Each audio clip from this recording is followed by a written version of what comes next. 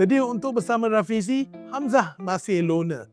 Tony Puang menunggu temu janji dengan polis, PM pula minta FAM bertindak. Inilah berita-berita utama di tanah air semacam Minggu 17 ke 23 Mei 2026. Anda bersama saya, Prabha Ganesan, dan ini Kuasa Live.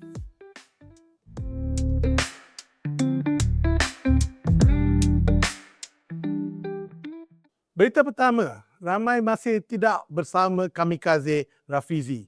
Soalan terbesar tentang parti bersama pada masa ini adalah bersama siapa mereka selepas ini? Adakah mereka, Rafizi Ramli dan Nik Nazmi, akan lawan Pakatan Harapan ataupun lawan hanya PKR ataupun dengan lebih tepat lawan pentadbiran Anwar Ibrahim sahaja?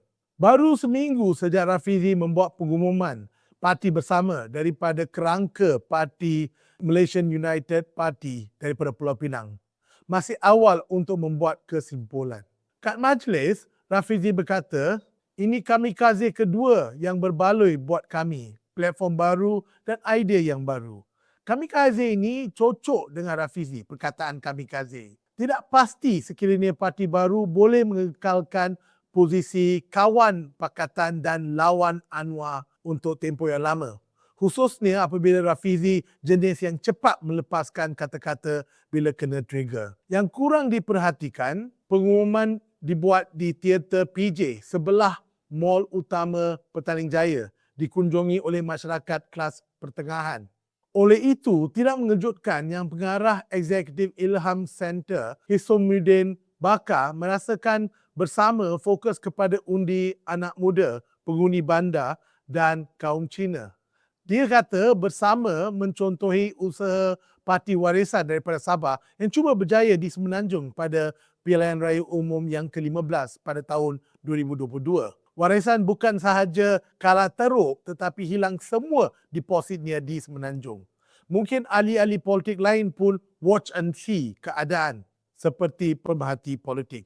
Sebab walaupun ahli-ahli parlimen yang rapat dengan Rafizi hadir di majlis pengumuman pada 17 Mei, mereka masih tidak menyertai bersama, meletak jawatan daripada PKR maupun meletak jawatan sebagai ahli parlimen. Ahli Parlimen Ampang, Rodzia Ismail, memberitahu Sinar Harian bahawa Malaysia dan PKR memerlukan kemantangan politik. Responsnya kepada Timbalan Ketua Cabang PKR Ampang, Daeng Muhammad Redwan Bachok yang meminta Rodzia meletakkan jawatan. Rodzia berkata, saya ingin menegaskan bahawa saya tidak pernah dan tidak akan sesekali mengkhianati mandat rakyat Ampang. Kurang maklumat sekiranya dia akan mengkhianati parti PKR. Nampak macam bila bukan kalau untuk ahli Parlimen Subang Wong Chen. Dia memberitahu portal Scoop dalam bahasa Inggeris, if I decide to stand in the next general election, it will be as a bersama candidate. Rasanya Setiausaha Agung PKR Fuzia Saleh harus hubungi Wong. Kita jangka sehingga Raya Haji penuh dengan berita bersama. Mata pasti memandang kad Lee Chien Chung, Petaling Jaya, SK7, Sungai Siput, On Abu Bakar, Batu Pahat, Zahir Hassan, Wangsa Maju, Hassan Karim, Pasir Gudang dan Muhammad Bakhtiar Wancik, Balik Pulau. What's next for them? Manakala tiada pilihan raya kecil untuk Pandan dan Setiawangsa. Ini menurut pengerusi SPR Ramlan Harun yang memberitahu berdasarkan perkara 54.1 Perlembagaan Persekutuan, tiada keperluan untuk mengisi kekosongan. Keputusan SPR mungkin akan mendorong geng Rafizi untuk duduk diam dalam parti, hanya membuat kenyataan-kenyataan panas dan menunggu parti memecat mereka. Tetapi tidak pasti sekiranya parti akan memecat mereka kerana Anwar suka tangguhkan keputusan, mengharapkan ahli-ahli parlimen ni bertukar fikiran, manakala Setiausaha Agung Fuzia pula jenis yang ikut kata bos sahaja. Pada masa yang sama, bersama parti baru telah mengeluarkan agenda mereka di website mereka, iaitu website bersama.org. Paling ketara adalah janji untuk mengurangkan bilangan pekerja asing kepada 5% tenaga pekerja dalam ekonomi Malaysia.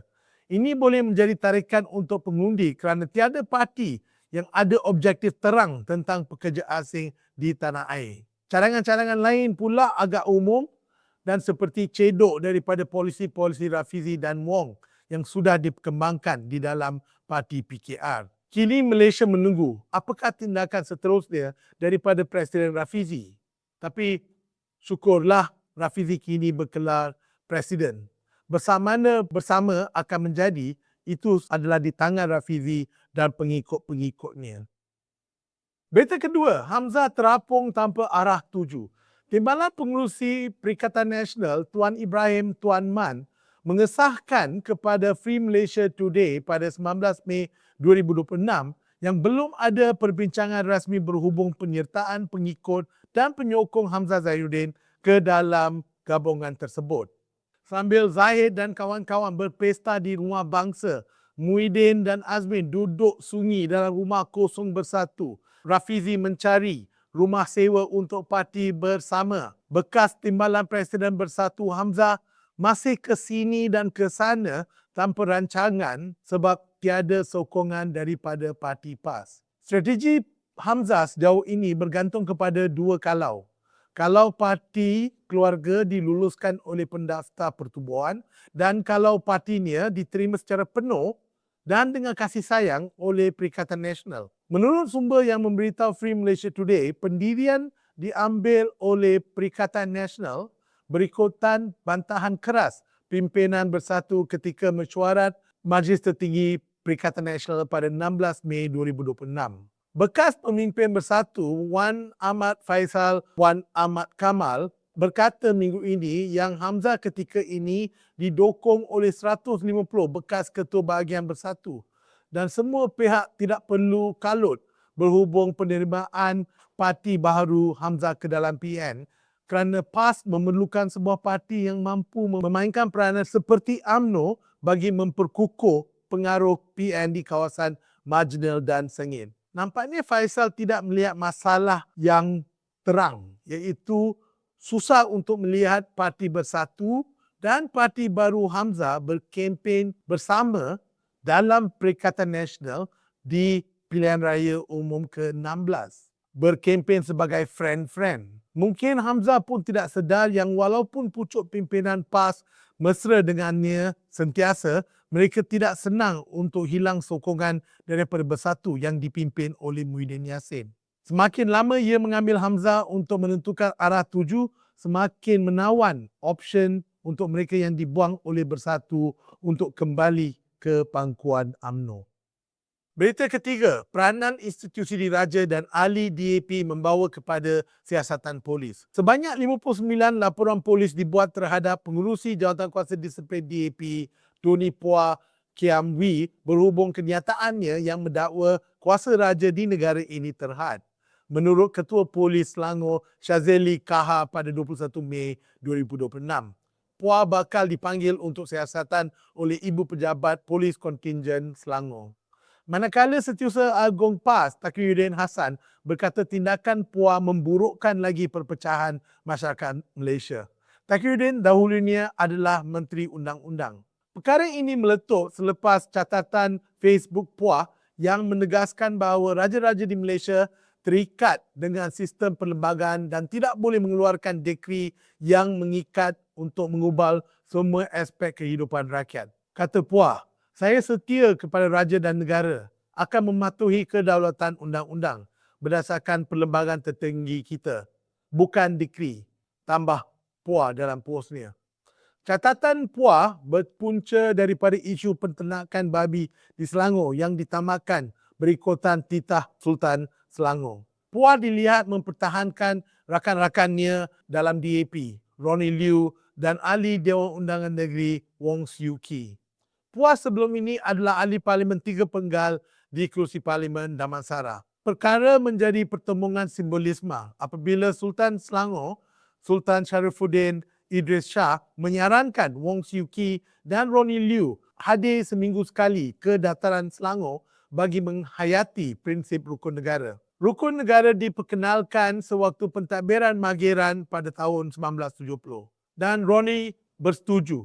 Pada 20 Mei, Ronnie Liu melawat dataran Selangor. Katanya selepas melawat dia benar-benar tersentuh dan berasa amat mendalam di dalam hatinya ketika membaca semula Rukun Negara. Kata Liu, saya dengan penuh keikhlasan menyeru semua ahli politik tanpa mengira pihak kerajaan maupun pembangkang agar kembali membaca dan menghayati Rukun Negara. Benar-benar menepati semangat perlembagaan, benar-benar menghormati kedaulatan undang-undang dan benar-benar membantu memperkukuhkan perpaduan serta kestabilan negara. Berita keempat, perpecahan Pakatan dan Barisan Nasional menghala ke PRU ke-16. Kesimpulannya mudah. BN dan Pakatan akan kekal bersama macam pasangan yang menangguhkan perceraian sehingga PRU ke-16, baik di tahap persekutuan maupun di negeri. Tetapi tempoh menunggu ini tidak dijangka aman. Jemaah Menteri pada Rabu 20 Mei 2026 membuat keputusan ini seperti mana disampaikan oleh jurucakap Kerajaan Fahmi Fadzil. Gabungan Rakyat Sabah GRS dan Gabungan Parti Sarawak GPS juga patuh kepada ikatan sehingga pilihan raya. Tetapi adakah pilihan raya berlaku tahun ini ataupun tahun depan? Inilah status quo untuk masa ini. Kerajaan Negeri Sembilan disokong oleh adun-adun UMNO tetapi tidak menyokong Menteri Besar Amiruddin Harun. 4 jawatan Exco Negeri Sembilan yang dahulunya diisi oleh UMNO akan diisi semula. BN Johor telah menyatakan mereka akan bertanding solo pada pilihan raya Johor yang mungkin seawal Ogos ini. Pakatan juga selesa bertanding tanpa Barisan Nasional. Barisan Nasional Melaka pun solo dengan pilihan raya harus diadakan sebelum 2026 berakhir. Barisan Nasional Perak senyap, sama juga Pakatan Selangor dan Pakatan Pulau Pinang. Sejak 2022, BN dan Pakatan tidak secara terbuka melawan. Mereka bersama dalam kerajaan perpaduan. Sekiranya pertandingan pertama berlaku di pilihan raya Negeri Sembilan ataupun di Johor dan sekiranya seperti kebiasaannya dua-dua pihak mula melontar bom tangan sepanjang kempen, peluang untuk bekerjasama di pilihan raya umum ke-16 akan berkecai. Tidak kira kadar ataupun tahap permusuhan antara Barisan Nasional, Pakatan dan Perikatan Nasional, pihak GRS dan GPS daripada Borneo hanya akan duduk menonton. Politik semenanjung, hal semenanjung kalau ikut cakap orang Borneo. Tetapi Borneo dapat pilih dengan siapa mereka bekerjasama selepas hari pilihan raya. Berita kelima, PMX menyoal FAM bukan Saifuddin. Ultras Malaya bakal keluar stadium. Perdana Menteri Anwar Ibrahim mahu Persatuan Bola Sepak Malaysia FAM segera mengambil tindakan tegas berhubung isu status kerakyatan 7 pemain warisan Harimau Melaya. Menurutnya, biar FAM bincang dulu, kemudian dikemukakan kepada Menteri Dalam Negeri ikut proses biasa. Anwar juga kata tindakan melucutkan status warga negara juga boleh dipertimbangkan. Kenyataan ini dikeluarkan sewaktu PMX merasmikan Hari Belia Negara di Sendayan Negeri Sembilan pada 15 Mei 2026.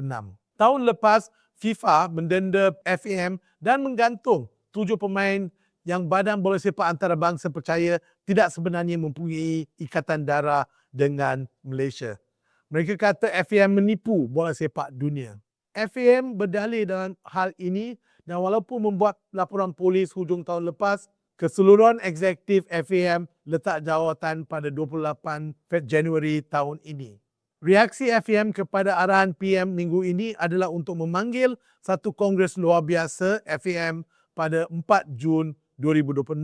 Isu pemalsuan dokumen 7 pemain menjadi lebih genting apabila kumpulan penyokong bola sepak terbesar di tanah air, Ultras Malaya, membuat tuntutan bahawa kerakyatan pemain-pemain ini perlu ditarik balik sebelum Hari Merdeka. Sekiranya tidak, mereka akan boikot perlawanan antarabangsa dan juga perlawanan domestik. Yang tidak masuk akal kepada kami di Kuasa Live adalah Kementerian Dalam Negeri dengan menterinya Saifuddin Nasution Ismail yang memberi dokumen kepada 7 pemain ini. Kenapa siasatan hanya pada FAM? Apabila berkali-kali menteri menyatakan dia menggunakan budi bicaranya untuk meluluskan permohonan 7 pemain ini bahawa perkara 19 Perlembagaan Persekutuan. Kenapa Anwar hanya minta FAM segerakan penyelesaian apabila dia lebih rapat dengan Menteri KDN dan kerajaan yang mengeluarkan dokumen untuk pemain-pemain ini? Bayangkan ini kes pekerja asing biasa. Dia dapat MyKad warga negara. Dan bila terbongkar, polis menyiasat. PM minta ejen pekerja asing dan majikan menjawab dan menyelesaikan masalah. Dan bukan menyoal kenapa menteri membenarkan kecuaian besar ini berlaku. Pelik, tetapi hanya di Malaysia. Kami menjangka tiada tindakan yang wajar sebelum Hari Merdeka dan stadium-stadium sunyi apabila musim baru bola sepak Malaysia bermula Ogos ini. Inilah berita utama di tanah air sepanjang minggu 17 ke 23 Mei 2026. Parlimen kurang 2 ahli tetapi masih belum bersidang. Lebih dekat dengan musim cuti raya Haji dan Wesak. Mungkin short break untuk ahli-ahli politik. Anda bersama saya Prabhakar Nesan dan sehingga kita jumpa lagi. Bye.